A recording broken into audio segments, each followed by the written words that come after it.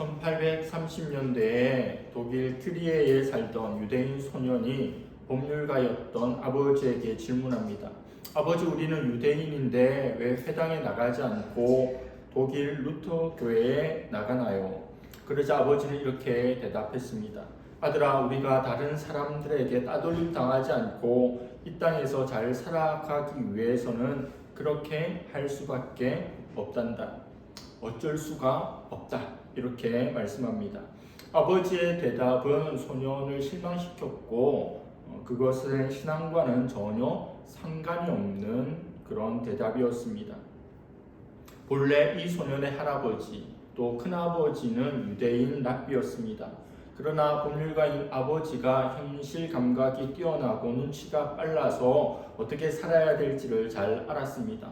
소년의 아버지는 유대인들이 사회적인 불이익을 당하는 것을 피하기 위해서 그냥 교회에 나가는 명목상의 그리스도인이 되는 길로 갔던 겁니다. 진정한 회심이 없었던 자신, 그리고 그의 아들, 어떤 신앙적인 영향력도 받지 않았습니다. 소년은 6살이 되던 해에 유아세를 받았지만 유아세례가 그를 그리스도인으로 만들어주지는 못했습니다.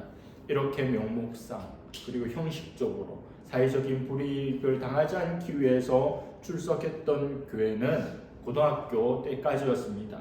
소년이 대학교에 들어가자마자 교회를 완전히 떠나버렸습니다. 그리고 그의 나이 30세가 되던 해에 영국의 런던에서 공산당 선언을 엥겔스와 하게 됩니다. 이 사람의 이름은 바로 그 유명한 칼 마르크스입니다. 결과적인 가정이긴 하지만 만일 그 어린 그 소년이 교회에서 참된 믿음의 사람으로 자랄 수 있었다면 인류의 역사는 어떻게 전개가 되었겠습니까? 교회 안에서 일어나는 최대의 비극은 교회 밖에 있지 않습니다. 교회 안에서 자라고 교회를 출입하면서도 그 마음 가운데 믿음이 자라지 않고 하나님의 사람으로 성장하지 못한 것이 교회 안에 있으나 은혜 받지 못하고 변화되지 못하고 거듭나지 못한 그런 안타까운 모습입니다. 오늘 본문에 등장하는 도시 버가모는 지난 2주에 살펴보았던 에베소 서머나와 같은 뒤지지 않는 대도시였습니다. 부가 있습니다. 그리고 영향력이 있습니다. 버가모는 경제적으로, 정치적으로 당시 소아시아에 있던 어떤 도시에도 밀리지 않는 그런 도시였습니다. 무엇을 내포하고 있을까요? 바로 우상 숭배를 내포하고 있습니다. 우상 숭배도 결코 뒤지지 않았고 여타 도시들보다 훨씬 더 심했다고 할 수 있습니다. 특별히 버가모는 로마 황제를 위한 성전을 최초로 지은 도시입니다. 황제 숭배의 중심지입니다. 황제 숭배뿐만 아니라 여러 이교도들의 숭배 행위의 중심지가 바로 오늘 본문의 버가모입니다. 주님은 이 도시를 특별하게 칭하는데 사탄의 권자가 있는 곳이라고 표현합니다. 사탄의 왕국이라는 거죠. 사탄이 그곳에 있다는 뜻입니다. 사탄이 사는 곳으로 묘사되었으니 다른 도시에 비해서 훨씬 더 주목해야 합니다. 버가모는 가장 이교적이고 가장 세속적이고 가장 황제 중심의 도시였습니다. 여러 가지 상황 가운데, 그런 열악한 상황 가운데 신앙생활하는 것이 쉽지 않았겠죠. 버가모 교회 성도들은 이 교회 황제 숭배의 그 구렁텅이 속에서 힘겹게 신앙생활을 합니다. 신앙을 지켰습니다. 이교도들이 가하는 생명의 위협 속에서도 믿음을 굳건하게 지켜서 주님으로부터 칭찬을 받습니다. 13절입니다. 내가 어디에 사는지를 내가 아노니 거기는 사탄의 권자가 있는 데라. 내가 내 이름을 굳게 잡아서 내 충성된 증인 안디바가 너희 가운데 곧 사탄이 사는 곳에서 죽임을 당할 때에도 나를 믿는 믿음을 저버리지 아니하였도다. 참으로 어려운 환경 속에서 신앙생활했던 그들, 주님은 이런 형편에 있는 그들이 예수님의 이름을 굳게 잡은 것, 그리고 예수님에 대한 믿음을 저버리지 않은 것을 다 아시고 칭찬해 주십니다. 심지어는 안디바라고 하는 이가 사탄이 거하는 곳에서 죽임을 당했습니다. 순교를 당했습니다. 자세한 설명은 없지만 순교의 피가 뿌려진 곳입니다. 오늘날에도 지구촌 곳곳에서 순교자들이 있습니다. 순교라고 하는 것, 이것이 우리에게 주는 메시지가 있습니다. 첫 번째는 순교 앞에서 참된 신앙과 거짓된 신앙이 드러난다는 겁니다. 지난주에도 살펴보았던 것처럼 목숨이라고 하는 것은 가장 고귀하고 귀한 가치 있고 끝까지 지키고자 하는 것인데, 그것을 버리면서까지 예수 그리스도를 붙잡고 신앙을 지켰다는 것, 그러면 참 신앙의 확증이 되는 거죠. 그러나 목숨의 위협 앞에서 고난과 어려움의 위협 앞에서 떠나간다면 참 신앙이라 할 수 없을 겁니다. 또 하나 순교가 주는 메시지는 저렇게 하나님 앞에서 순결하게 마지막을 드려야 하는구나. 저분도 저렇게 순교했으니 우리도 그분의 뒤를 따라가자. 기독교인을 핍박하고 박해하고 목숨을 앗아가면 모이지 않고 예수를 부인할 것 같은데, 순교자의 피가 교회의 씨앗이 되어서 순교의 피가 뚝뚝 떨어지는 곳곳마다 더 많은 순교자들과 더 많은 헌신자들이 일어나게 되는 것이 바로 우리 기독교의 역사입니다. 순교를 통해 누가 참 신앙인인지 거짓 신앙인지를 알고, 또 우리도 그 길을 갈 수 있겠다, 이런 다짐과 결단들이 일어난 것이 바로 순교의 효과입니다. 안디바라고 하는, 자세한 설명은 없지만 그가 이 버가모 지역에서 순교의 제물이 되었습니다. 예수님이 다 알고 계십니다. 목숨을 빼앗기는 어려움 가운데도 믿음을 버리지 않았다고, 그 안디바가 그랬다고, 그리고 버가모 성도들이 그랬다고 주님이 말씀합니다. 이 도시는 황제 숭배하고 이교가 가득한 도시이기에 언제든지 안디바와 같은 순교자가 나올 수 있고, 또 살아가면서도 순교자 사적인 삶을 살지 않으면 안 되는 그런 상황이었다는 겁니다. 여러분, 우리가 사는 이 땅은 어떻습니까? 이 땅에 예수님 믿는 것 때문에, 오늘 교회 가는 것 때문에 목숨을 거는 이들이 없다고는 할 수 없겠지만 그래도 많지 않은 시대입니다. 헌법이 보장하는 종교의 자유가 있고, 또 극악하게 기독교를 핍박하는 그런 가정이나 그런 사회 분위기도 아니죠. 혐오의 눈빛과 또 무시하고 비난하고 비판하는 것은 있지만 대놓고 그렇게 물리적인 힘을 가하거나 그러지는 않습니다. 주님은 우리가 어디에 살고 있는지 우리의 형편을 잘 알고 계십니다. 대구 같은 도시는 갓바위가 있잖아요. 그 불교의 영향력이 아주 강합니다. 그리고 섬 지역에는 남편이 바다에 나가서 고기 잡아야 되기 때문에 용왕을 섬긴다는 듯이 미신을 많이 믿고 따르고 두려워하는 그런 일들이 있죠. 불교, 또 샤머니즘, 또 요즘에는 인문학 열풍으로, 인문학이 뭡니까? 인간 중심이죠. 인본주의입니다. 신이 아니라 인간이 중심이 되어서 우리의 삶을 추구하고 행복을 찾고 우리가 기준이 되는 것, 그리고 물질 만능주의의 시대죠. 아무리 그가 무도한 죄를 지어도 돈이 많으면 그 사람은 무죄이고, 돈이 없으면 아무리 작은 것을 훔쳐도 벌을 받게 되는 세상입니다. 그리고 음란이 가득한 이 땅이 아닙니까? 우리가 살아가는 이 땅을 주님께서는 다 굽어보고 알고 계십니다. 우리가 죄악 가득한 이 세상 가운데 어떻게 신앙을 지키며, 어떻게 하나님을 예배하며, 어떻게 성도의 삶을 사는지, 어떻게 예수 그리스도의 이름을 붙들고 처절한 몸부림을 치는지, 어떻게 기도하고 어떻게 말씀을 듣고 보는지 주님께서 다 알고 계십니다. 그래서 우리가 이 세상의 사상이라고, 이 세상의 풍조라고, 이 세상 사람들이 다 그렇게 살아갑니다라고 하나님 앞에 함부로 핑계대거나 말할 수 없어요. 버가모 교회 성도들 보십시오. 그곳에서 신앙생활을 참으로 하는 것은 목숨을 내어 걸고 하는 것인데, 그들이 순교의 제물이 될지언정 믿음을 저버리지 않았는데, 우리는 지금 세상이 그렇습니다. 이 세상이 얼마나 힘든지 어려운지 이곳에서 똑바로 믿음 생활하기가 쉽지 않습니다라고 말하기가 조금 머쓱해집니다. 역사적으로 기독교를 극악무도하게 박해했던 로마 황제들이 박해했던 그때에 비하면, 그리고 동시대 21세기를 살아가는 지금 이 시대에 북한의 지하교회 성도들, 중국의 성도들, 그리고 이슬람권에서 자신의 목숨을 내어 걸고 그들 민족으로부터 버림받고 배척당하면서 그렇게 어렵게 예수 그리스도를 믿고 있는 이들이 있다는 것을 안다면 우리의 옷깃을 여미 잃게 되죠. 그들을 통해서 위로를 받고 또 도전을 받으며 동시대의 하나님의 성도로, 백성으로 살아가는 것입니다.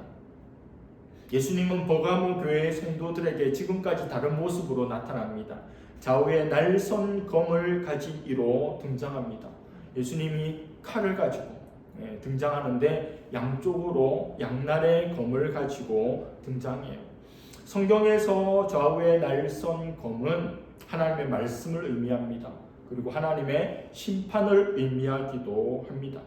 버가모 교회 성도들에게 메시지를 전하라고 요한에게 보여주신 이러한 모습은 무엇을 의미합니까? 버가모 교회가 이 칼을 들고 있는, 좌우에 날쌘 검을 들고 있는 예수님을 기억하라는 겁니다. 먼저는 하나님의 말씀으로 자신을 살피라는 거죠. 다른 하나는 하나님의 심판대 앞에 언제든지 설 수 있는 존재이니 똑바로 신앙생활을 하는 교회가 되라는 메시지입니다. 여러분, 이것은 칼을, 양날의 날선 검을 들고 있는 예수님의 모습은 하나님의 말씀을 따르고 순종하는 이에게는 희망이고 소망이고 복입니다. 그런데 하나님의 말씀대로 살지 않고 불순종하고 자기 마음대로 살아가는 이에게는 예수님의 그러한 모습이 축복이 아니라 저주죠. 심판입니다. 구원도 마찬가지죠. 우리가 예수님께서 다시 이 땅에 오실 때 우리는 구원을 받아요. 심판의 날에 우리는 구원을 받습니다. 그러나 동일한 심판의 날에 예수 그리스도의 밖에 있는 이들은 그야말로 멸망을 받게 되는 거죠. 이 심판이라고 하는 것이 예수님께서 쥐고 있는 양날의 검과 같습니다. 이 양날의 검이 상대도 해칠 수 있지만 나를 또 해칠 수가 있는 게 양날의 검이잖아요. 주님의 심판이라는 게 양면성이 있는 거예요. 주님의 심판을 기다리고 기대하는 이들은 하나님의 말씀대로 살아가는 존재들입니다. 그러나 주님의 심판을 두려워하는 이들은, 사탄을 포함하고 하나님과 전혀 상관이 없는 이들은 심판이 오지 않기를, 예수님이 오지 않기를, 그 날이 더디기를 기다린다는 거예요. 여러분, 우리는 어떻습니까? 하나님의 말씀 앞에 서 있습니까? 양날의 날이 선 검, 그 하나님의 말씀 앞에 우리 자신을 날마다 비춰보고 있습니까? 그리고 우리를 심판하시는 하나님 앞에 날마다 나의 믿음과 나의 행위와 나의 마음과 나의 생각과 나의 모든 것들을 하나님 앞에서 점검하는 삶을 살고 있습니까? 버가모 교회에 보여주신 좌우에 날선 검을 가지신 이는 모든 교회, 이후의 모든 성도들에게도 동일하게 적용이 되는 겁니다. 버가모 교회에 이런 칼을 들고 나타나신 예수님이 보여줬으니 버가모 교회로 끝이 아니에요. 개별적이긴 하지만 또 보편적입니다. 당시의 메시지를 담고 있지만 오고 오는 세대, 우리를 포함한 모든 이들에게도 동일한 예수님의 모습이라는 거죠. 12절에 나타난 검이 16절에 다시 한번 나타납니다. 한 번만 봐도 칼을 들고 있는 예수님을 보면 조금 긴장되고 똑바로 살아야 되겠다는 생각이 드는데 16절에 다시 한번 그렇게 칼을 들고 있는 모습으로 나타나고 있으니 우리 자신을 살펴야 하지 않겠습니까? 말씀에 순종하여 말씀에서 벗어나는 것에 회개할 것인가? 아니면 끝까지 돌이키지 않고 책망받은 일을 돌이키지 않고 회개하지 않고 주님의 심판을 받을 것인지 준엄하게 물으시는 주님의 모습 앞에 서야 한다는 겁니다. 14절 15절에 버가모 교회가 믿음을 지킴으로 칭찬을 받았지만 또 책망받은 내용이 나와요. 그러나 내게 두어 가지 책망할 것이 있나니 거기 내게 발람의 교훈을 지키는 자들이 있도다. 발람이 발락을 가르쳐 이스라엘 자손 앞에 걸림돌을 놓아 우상의 제물을 먹게 하였고 또 행음하게 하였느니라. 이와 같이 내게도 니골라 당의 교훈을 지키는 자들이 있도다. 버가모 교회의 충성스러운 모습, 순교를 당하면서까지 믿음을 지키고 황제 숭배의 그곳, 사탄의 왕자가 있는 그곳에서 믿음의 싸움을 이긴 그들에게도 교묘한 사탄의 공격이 있다는 겁니다. 큰 전쟁에서는 이겼어요. 믿음을 지키는 전쟁에서는 이겼는데 국지전 작게 일어나는 전투, 사소해 보이는 전투에서는 졌다는 겁니다. 바깥으로부터 오는 위협은 목숨을 걸고 지키고 이겨냈는데 우리 안에서 일어나고 있는 교묘한 발람의 교훈과 니골라당의 교훈을 그냥 받아들였다는 거예요. 여러분, 첫 번째 발람의 교훈을 지키는 자들이 있었다고 합니다. 발람 아십니까? 구약 성경 민수기에 보면 선지자 발락이 내놓은 돈에 눈이 어두워서 이스라엘 백성들 24,000명을 우상 숭배와 음행의 길로 인도합니다. 발람의 교훈은 배금주의, 물질을 숭배하는 것, 그리고 만몬주의를 대표합니다. 오늘날에도 많은 이들이, 성도를 포함한 많은 이들이 돈 때문에 망하고 어려움을 겪지 않습니까? 돈 때문에 신앙을 버리고 양심을 배반하고 돈 때문에 망해가는 사람들이 지금도 그 자리에 있는 이들이 얼마나 많습니까? 그런 지도자, 그런 교회, 그런 성도들 때문에 교회가 흔들리는 일들이 있지 않습니까? 세상의 기업이나 또 정부나 권력자들에게 있는 그와 같은 비리가, 냄새나는 돈과 관련된 악행들이 조금씩 교회 안에도 있다는 사실이에요. 발람으로 말미암아 이스라엘이 범죄하게 됐습니다. 우상 숭배의 행물을 저질렀어요. 육신적인 행음뿐만 아니라 이방신을 섬기는 영적인 행음의 자리까지 들어가게 된 것이 발람의 교훈입니다. 거대한 공격과 핍박과 목숨을 노리는 그런 전쟁에서는 이겼지만 정말 이 사소해 보이는 그 영향을 받았다는 거예요. 니골라당의 교훈은 뭡니까? 이미 에베소 교회를 살펴보면서 우리는 니골라당을 접한 적이 있습니다. 바로 무율법주의적인 방종입니다. 율법은 없어, 필요 없어, 이제 자유롭게 하면 돼. 오늘날 세상 사람들이 성도를 향해서 쉽게 하는 게 그거죠. 네 마음대로 해, 죄를 져, 주일마다 가서 회개하잖아, 그러면 돼. 가톨릭에서도 주요한 일이 뭡니까? 사제 앞에서 고해성사하는 거죠. 번호표를 받는지 순서를 받아서 신부 앞에 서서 이렇게 건너편에 자기가 잘못한 것들을 다 말하죠. 율법은 필요 없고 이제 어떤 죄를 지어도 다 용서해 주니까 마음대로 자유롭게 살아. 그게 자유야 라고 말하는, 그게 무율법주의적 방종입니다. 니골라당의 교훈은 쾌락주의입니다. 쾌락을 추구해. 그 뜻대로 살아. 에베소 교회가 니골라당의 교훈을 분별하고 미워했는데 이 버가모 교회 성도들은 거기서 물들고 배척하지 못한 거예요. 인생을 살아가다 보면 쾌락과 즐거움의 추구들이 필요하죠. 모든 즐거움이 다 죄는 아닙니다. 하나님께서 우리에게 주신 것들, 누려야 할 것들이 있습니다. 그러나 하나님을 떠난 방종은 안 되죠. 책임이 따르지 않는 자유는 죄라는 겁니다. 버가모 교회 성도들은 그들의 투철한 믿음으로 말미암아 목숨을 내던지는 순교로 말미암아 주님께서 알고 칭찬해 주시는 교회였습니다.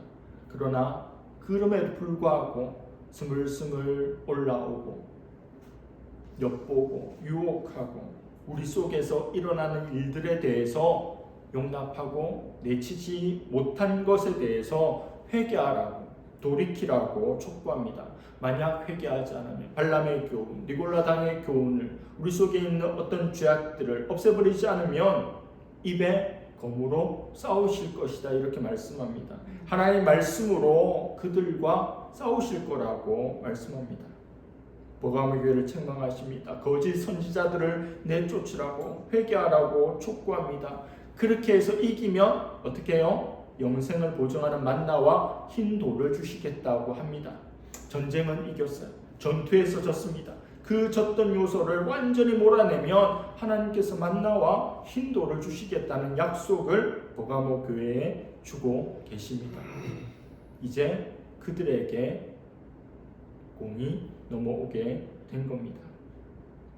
모든 교회는요, 외부로부터 공격을 받습니다. 그러나 그에 못지않게 내부의 문제도 일어납니다. 바깥에서 교회를 공격하고 또 안에서 우리 안에서 잘못된 사상들이 퍼질 수 있고 우리 속에서 문제가 일어날 수 있습니다. 그래서 경각심을 가져야 돼요. 외부의 문제에 대해서도 내부의 문제에 대해서도 하나님 말씀을 기준으로 삼고 그것을 절대적인 규범으로 삼아 말씀에 어긋나는 것이 없도록 언제나 깨어 있어야 한다는 겁니다. 바른 교회, 올바른 교회는 이 두 가지를 다 잘해야 돼요. 외부로부터 들어오는 악한 것들을 배척하고 믿음을 지켜야 할 뿐만 아니라 우리 안에서, 우리 내부에서 일어나는 여러 가지 문제들도 언제나 점검하면서 도려내는 일들을 해야 된다는 겁니다. 외부의 큰 핍박을 암덩어리라고 하고 내부의 문제를 감기라고 한다면 두 가지 다 해야 되는 거예요. 암은 이겨냈는데 맨날 감기 걸리고 맨날 몸살 걸리면 우리가 건강하게 행복하게 살 수 없는 것처럼 교회도 마찬가지예요. 외부를 향해서 이 세상을 향해서 전투해야 하지만 우리 안에서도 천국이 구현되고 말씀이 성취되는 것을 날마다 눈으로 보아야 합니다. 우리 하나님은 전사입니다. 워리어입니다.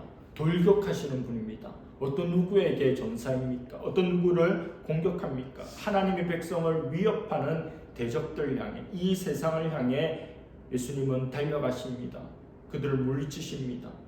그런데 그 하나님께서 때로는 하나님의 백성들이 죄를 짓고 하나님께서 말씀하시는데도 돌이키지 않을 때에는 칼을 들고 대적들 향해 가던 그 하나님께서 우리에게로, 자신의 백성에게로 돌격하십니다.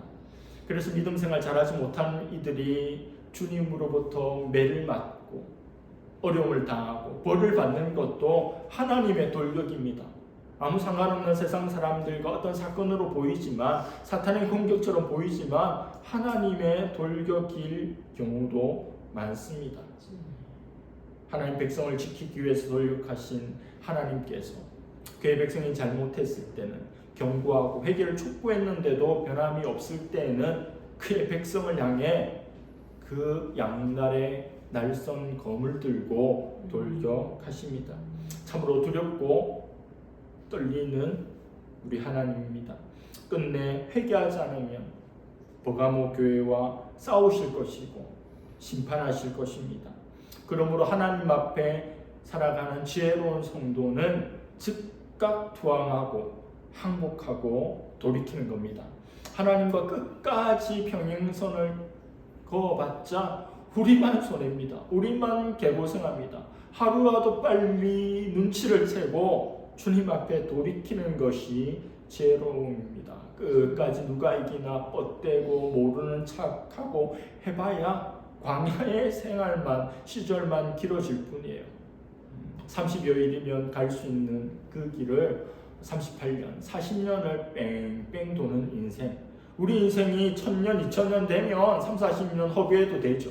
그런데 길어야 100여 년인데 광야 40년 보내고 나면 도대체 몇 년이 남습니까? 좋은 시절 다 지나가 버리는 거죠.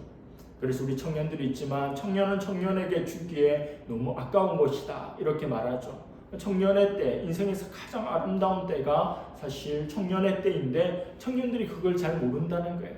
지나고 나면 30대가 되고 40대가 되고 50대가 되면 20대 때 그때 너무너무 좋았지라고 추억한다는 겁니다. 지금이 바로 우리 신앙의 청년의 때입니다. 주님 앞에 빨리 돌이키는 것이 유일한 살 길입니다.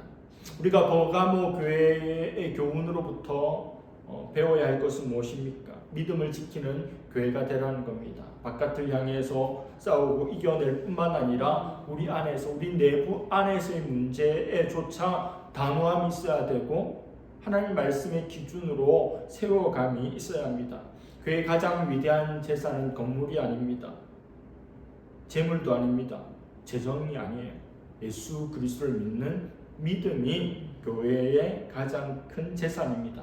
믿음이 있으면 모든 것을 할 수 있지만 믿음이 없으면 아무것도 할 수 없고 아무것도 아닙니다. 여러분, 초대교회 핍박의 시대가 지나가고 비잔틴 시대와 중세 기독교 시대가 왔습니다. 어느 날 한 사제가 금으로 너무도 화려하게 완성된 거대한 성당을 가리키며 감탄하듯이 이렇게 이야기합니다. 베드로 사도가 말한 은과 금은 없거니와 라고 말한 것은 이제 옛말이 되었네. 지금 눈앞에 너무도 화려한, 우리 유럽 여행 가면 어디 갑니까? 성당 보잖아요. 성당. 우와, 이런 성당, 이런 베드로 대성당이 몇백 년에 걸쳐 지어진 대성당이 우와 이렇게 하잖아요. 은과 금은 없거니와 라는 말을 더 이상 할 수 없게 된 거예요. 그 말을 들었던 다른 사제가 이렇게 이야기합니다. 맞습니다. 이제부터는 내게 있는 것으로 내게 주노니 곧 주 예수 그리스도의 이름으로 걸으라고 선포할 수 있는 것도 옛말이 되겠군요. 은과 금은 없었지만 예수 그리스도의 그 이름의 권세와 능력이 있었기에 하나님의 역사가 나타났는데 이제 은과 금이 있는 대신에 예수 그리스도의 능력은 나타나지 않는 때가 됐다는 겁니다. 오늘날 교회를 보십시오. 얼마나 영향력이 있습니까? 사회적으로도 영향력이 있고 재정적으로도 영향력이 있어서 그 지역 사회에서 대형교회, 중견교회를 무시할 수가 없어요. 인정해 줍니다. 그렇게 함께 할 수 있는 정도로 많은 것들을 가지게 되었습니다. 마태복음 16장에 보면 가이사라 빌보 지방에서 예수님께서 제자들에게 질문하시죠. 뭐라고 질문합니까? 사람들이 나를 누구라고 하느냐 이렇게 질문합니다. 그럼 여러 이야기를 하죠. 그러자 너희들은 나를 누구라 하느냐 이렇게 예수님이 질문합니다. 가이사라 빌립보, 가이사 황제. 당시 로마 제국의 영토 내에 로마 황제 이름을 딴 도시들이 있어요. 황제 이름이나 칭호를 붙인 도시들이 있습니다. 빌립보, 가이샤, 가이샤라 그런 도시예요. 이런 도시가 되려면 두 가지를 충족해야 됩니다. 첫 번째는 황제 위험에 걸맞는 규모여야 돼요. 우리 대한민국으로 치면 특별시 아니면 광역시 정도, 특례시 정도, 10손가락 안에 들어야 그 정도 규모가 되면 황제 이름 갖다 써 이렇게 해주는 겁니다. 저 지방에 농촌이고 어촌인데 황제 이름 갖다 쓰기에는 좀 그렇죠. 그렇게 도시의 규모가 있어야 돼요.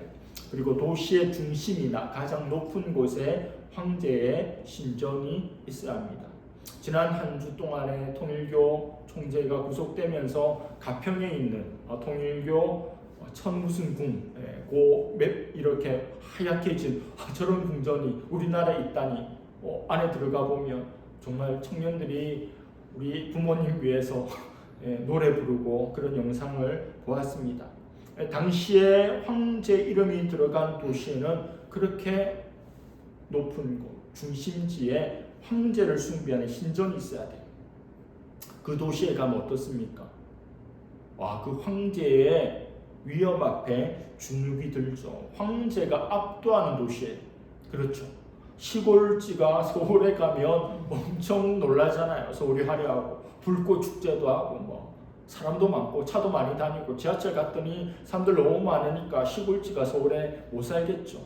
황제의 도시에 가면 사람들이 그런 압도되는 상황인 겁니다. 그 가이사라 빌립보, 그 가이사 황제의 이름이 붙어있는 도시에서 예수님이 질문하는 거예요. 내가 누구냐? 사람들이 나를 누구라 하느냐? 제가 가이사라 빌립보 가봤죠. 이스라엘에는 물이 귀해요. 물이 너무너무 물이 없습니다. 그래서 물이 조금만 흐르는 계곡만 해도 미국에서 나이아가라 폭포 보는 그런 느낌이에요. 물이 귀해요. 그러니까 식물들 키우려면 관을 쫙 연결해가지고 시간에 한 번씩 물이 똑똑 떨어지는 그렇게 시스템을 해놨어요. 물이 너무 귀하니까. 근데 가이사라 빌립보에 가보니 너무 좋아. 물이 절절절절 흘러요. 그만큼 그 도시가 성행했고 왕성했고 사람이 살만한 중심지였다는 거예요. 거기에서 너무도 초라한 몰골에 예수가 제자들에게 질문하는 겁니다. 황제의 도시에서, 황제의 논리가 압도하는 이 도시에서 나는 누구냐? 라는 질문을 던지고 있는 거예요. 베드로가 뭐라고 대답합니까? 주님은 그리스도십니다. 주님은 살아계신 하나님의 아들입니다. 너무도 귀한 고백이죠. 이 고백이 부흥회 때 모든 사람들 입에서 나온 고백이라면 예수님 그렇게 기뻐할 이유는 없겠죠. 너무 편한 상황에 교회에서 부흥회 때 모든 사람들이 찬양하고 그렇게 고백하는 그곳이라면. 근데 그 질문의 장소가 어디예요? 가이사라 빌립보 가이사라, 황제의 논리, 황제의 도시, 황제의 위엄이 충만한 그곳에서 30대의 몰골이 초라한 예수 그리스도가 누구냐고 질문했을 때 베드로가 황제의 논리를 뚫고 주님은 그리스도십니다. 주님은 살아계신 하나님의 아들입니다. 황제의 논리를 따르지 않고 주님의 논리를 따르겠다. 그래서 이 고백이 더욱 아름답고 빛나는 겁니다. 이재철 목사님의 책 내게 있는 것에서 나온 내용이에요.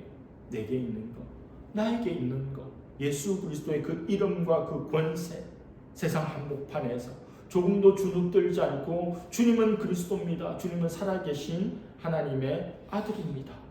이렇게 고백하는 고백에 의미가 있다는 겁니다.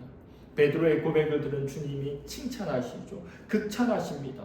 뭐라고 합니까? 네가 알게 된 게 아니야. 하늘에 계신 아버지께서 알게 된 거야. 하나님께서 은총을 베풀어 주셔서 너가 그런 고백을 할 수 있는 거야. 하나님께서 너의 눈을 열어주지 않으면 황제의 논리로 가득한 이곳에서 주님의 논리를 고백하기가 불가능할 것인데 하늘의 위엄과 아름다움과 그 찬란함을 네가 보았기에 그런 고백을 하는 것이다 말씀하신 거죠. 여러분, 우리가 살아가는 이 세상 속에서도 이 세상에 치밀한 치열한 논리가 있지 않습니까?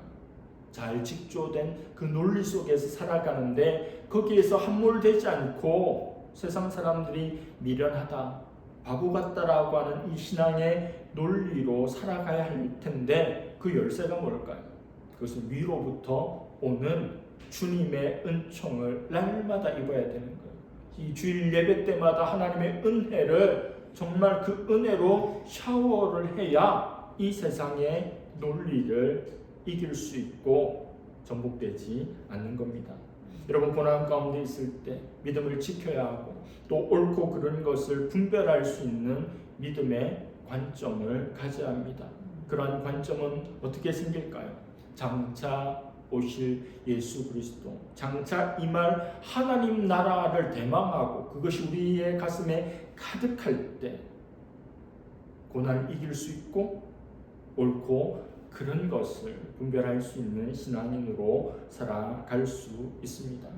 버가모 교회를 향한 주님 메시지를 오늘 지금을 살아가는 나에게 주시는 하나님의 음성으로 듣기를 바랍니다. 믿음에 굳게 서고 주님 앞에 고백하며 위로부터 오는 은혜와 은총으로 살아가는 그런 저와 여러분 될 수 있기를 간절히 바랍니다. 기도하겠습니다. 하나님 아버지, 2000년 전 버가모 교회가 순교를 당하면서까지 황제의 도시에서 사탄의 권자가 있는 그곳에서 조금도 굴하지 않고 믿음을 지킨 것을 보았습니다. 주님 알고 계시고 칭찬하시는 것을 보았습니다.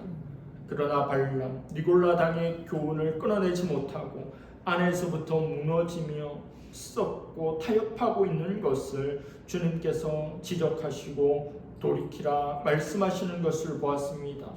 양날이 선 검을 들고 하나님의 말씀으로 다가오시며 심판을 예고하시는 그 하나님 앞에 살아갈 수 있는 우리가 되기를 원합니다. 주님의 임하심, 주님의 심판, 하나님의 말씀이 부담이 아니고 피하고 싶은 것이 아니고 고대하며 사모하고 추구하는 것이 우리의 신앙이 되게 하여 주시옵소서. 하나님, 가이사라 빌립보 지역에서 주님은 그리스도이십니다, 주님은 살아계신 하나님의 아들입니다라고 고백하였던 베드로의 그 믿음이 하늘로부터 오는 깨달음을 가지고 주님을 고백했던 그 고백이 21세기 세상의 한복판에서 살아가는 치열한 우리의 고백과 우리의 삶과 신앙이 되게 하여 주시옵소서. 감사드리며 예수님의 이름으로 기도드립니다.